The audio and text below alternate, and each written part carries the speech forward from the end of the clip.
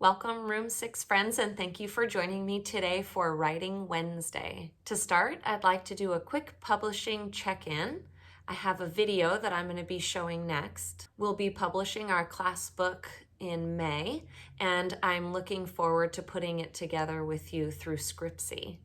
Right now, we're on the step of publishing our writing. We're going to be doing our publishing through Google Classroom, so take a look at this video with instructions on how to get that done. All right, so welcome to our Room 6 student classroom page. I'm going to be showing you through this student page how to turn in your writing time assignment for publishing your research essay. Okay, so we're going to click here. This takes us to the home page, or to the stream page, I guess you could call it. Then we're going to click on classwork. Okay. This is what the Room 6 student is seeing. And we scroll down. Now you don't see it because you need to click on View More. Okay. Once you click on View More, do you see all the extra assignments that show up? This is the one we're talking about today, Writing Task Research Essay Publish. Click on the assignment, and then you'll click on View Assignment. All right, so now here are the instructions for the assignment.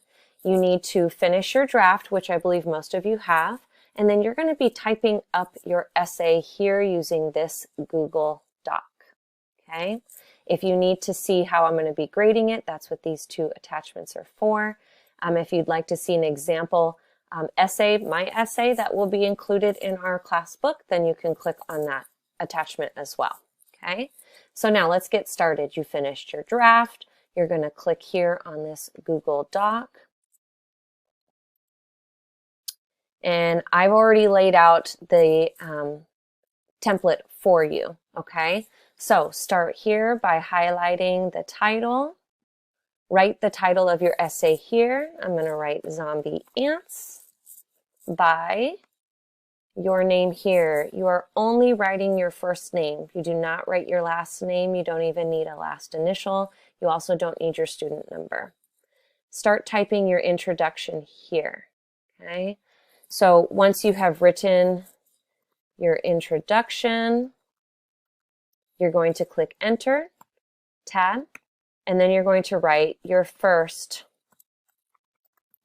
Did you know fact. Once you have written 3 or more sentences, that's the expectation for each paragraph, you'll click Enter, Tab, and you will write your next Did you know fact. Enter, Tab. Share your final Did you know fact. Okay. Each paragraph should have 3 or more sentences, which takes us with an enter and a tab to our conclusion. And here you're going to let the reader know that you're done sharing facts, and maybe even invite them to do some of their own research if they were interested in the same topic that you were. Okay, once I have written my essay, I'm going to highlight all of the text. And here I can change the different fonts. Now, just so you know, Scriptsy does not have all of these fonts. I think they have 5 fonts, okay? So choose your font, and then if there's an issue, I'll let you know if you need to choose a different font, okay? You can choose the font size. Also, if you're trying to fill up the page, see this line spacing icon here? You can click on that, and you can do single line, you can do double line, and it just spreads out your sentences and it takes up more of the space on the page, okay? All right, once you've got it exactly how you like it, you are going to turn it in to me. Google Docs has this turn in button. I want you to use that. Yeah, you can share it with me, but if you turn it in, then Google Classroom lets me know that it's available, okay? So this is going to be the better button for you for this assignment. Click Turn In. Now, once you click Turn In, all it's doing is taking you back to the assignment. It has not turned it in yet, okay? So I want you to go back to the assignment, okay? And now this is what we just edited, okay? This is your Google Doc. It's already been turned in through Google Docs, but now you need to turn it in through Google Classroom.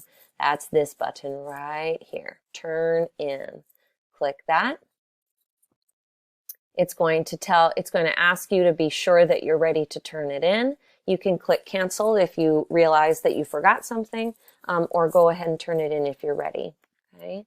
I clicked turn in. Now I've turned it in. Once you see this turned in, that's letting you know that's a confirmation that you have finished that assignment. Okay. Now you don't need to do anything else until I send it back to you for you to review some of the suggestions. I'll be making suggestions for grammar, for punctuation, for capitalization, for sentence requirements. If you didn't write 3 or more sentences, I'm going to send it back with a suggestion of maybe some other things that you can add to fill your paragraph. Okay. I might even make a suggestion for the font or the font size or for your line spacing, those kinds of things.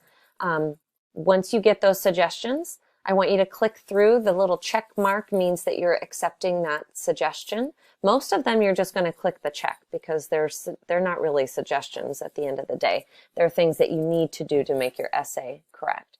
But some of the suggestions you can click X if you don't like what I'm sharing or if you want to do something different, okay? Once you send it back to me, I'll do one final check, and then once you've said, yep, it's ready to go, I will send you your Scriptsy information so that you can start your illustration for our class book. All right, if you have any questions at all, you know how to reach me. I am available all day to help you out. You just need to ask, okay? All right, happy writing. So if you need any help, please ask. You can ask me or you can ask an adult who is home with you. Okay, moving on. I want you to get out your cursive handwriting workbook.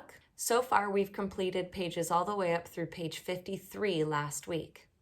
If you're behind on any of those pages, then you can work on those before you start the new letters that I'm going to be showing you today. All right, let's get started. So to begin, starting on page 60, we're going to be working on lowercase letter m. Take a look at how we create a lowercase letter m. We start by traveling up and over, down. Now you're starting to see what looks like a print letter N, but with cursive there's going to be a lot more up and over. So we travel up and over, down, and then again up and over, down, and a third time up and over, down, and then you travel away. Now you'll see that the lowercase letter m has 3 bumps at the top of the double line paper. So let's turn to page 62 and take a look at the lowercase letter n. Same as the lowercase letter m, but we only travel up and over down twice before we travel away. So with the lowercase letter n, you're going to see that there's 2 bumps at the top of the double line paper. And with the lowercase letter m, there will be 3. Take your time. These letters can be pretty difficult when writing in cursive. All right, next up on page 66, we're going to be talking about the lowercase letter x. Now, when you're creating this lowercase letter, think of a slide and how it climbs up and slides down and starts to travel away. Once you've created that slide, then you are going to cross the X. Now, if you're attaching the lowercase letter x to another lowercase letter that starts at the top of the double line paper, then you don't need to start that upward climb before you slide down. You're just going to connect from one lowercase letter to the next. All right, now turn to page 68 for our lowercase letter Q. Here's how to make a magic C into a Q. Start with your magic C up like a helicopter. Then you're going to bump at the top of the double line paper and move your pencil back down. Now this is a letter that falls below the double lines.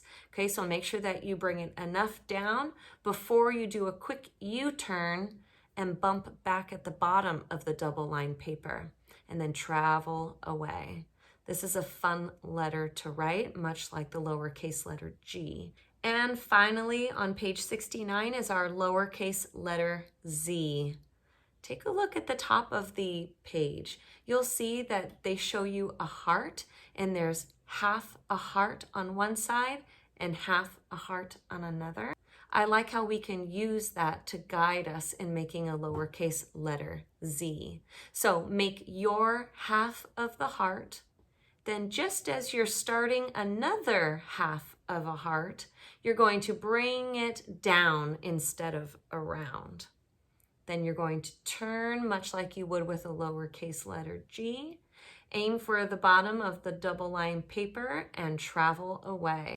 All right, after you've finished practicing these new cursive lowercase letters, I want you to leave a comment in the comment section below and tell us which of these letters was the easiest for you and which one was the hardest for you, which one took a little bit more time and practice. Okay, and I will see you tomorrow for our Thinking About Math Thursday, where we will be reviewing the fraction lessons that you've been doing this week in Zern. I hope you have a wonderful Wednesday. Okay, bye. Air high five.